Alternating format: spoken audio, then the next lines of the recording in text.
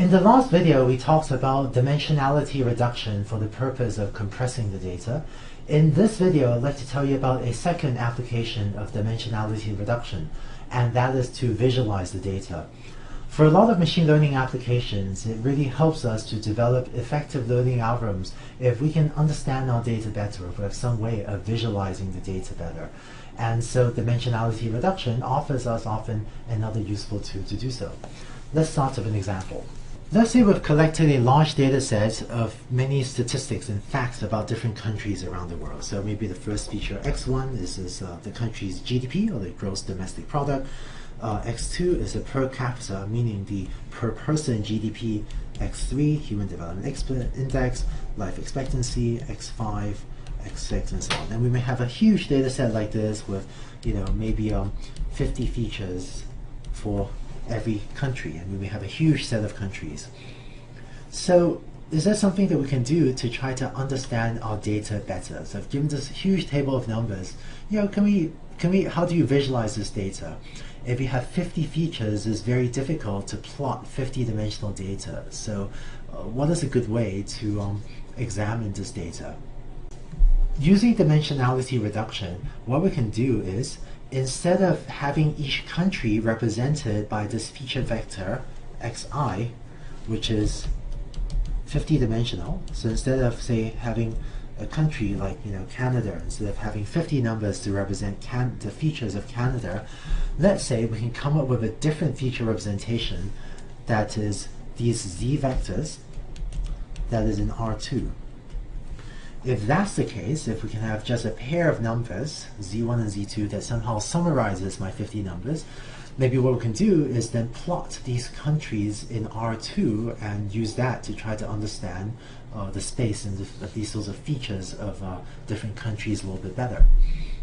And so here, what you can do is reduce the data from 50 dimensions to 2D, so we can plot this as a two-dimensional plot. And when you do that, it turns out that if you look at the output of the dimensionality reduction algorithms, it usually doesn't ascribe a particular meaning to these new features Z1 and Z2. And it's often up to us to figure out, roughly what these features means.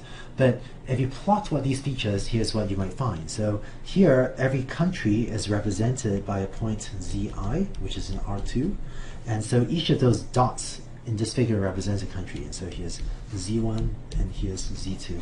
And highlight a couple of these. So we might find, for example, that the horizontal axis, the Z1 axis, corresponds roughly, to the overall country size, or the overall economic activity of a country. So the overall GDP, overall economic size of a country. Whereas the vertical axis in our data might correspond to the per person GDP, or the per person well-being, or the per person economic activity. And you might find that given these 50 features, these are really the two main dimensions of variation. And so out here, you might have a country like the USA, which is a relatively large GDP, it's a very large GDP, and a relatively high per person GDP as well. Whereas here, you might have a country like Singapore, which actually has a very high per person GDP as well, but because Singapore is a much smaller country, the overall economy size of Singapore is much smaller than the US. And over here, you would have countries where individuals are sort of unfortunately somewhat less well off, maybe shorter life expectancy, less healthcare, less economic activity, as well as smaller countries.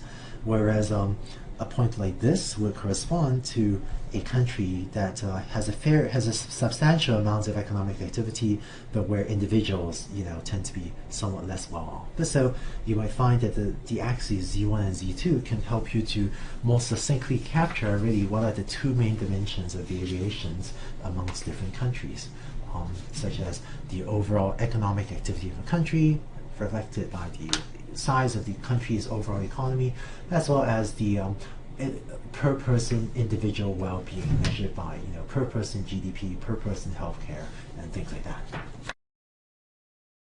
So that's how you can use dimensionality reduction in order to reduce data from 50 dimensions or whatever down to 2 dimensions or maybe down to 3 dimensions so that you can plot it and understand your data better.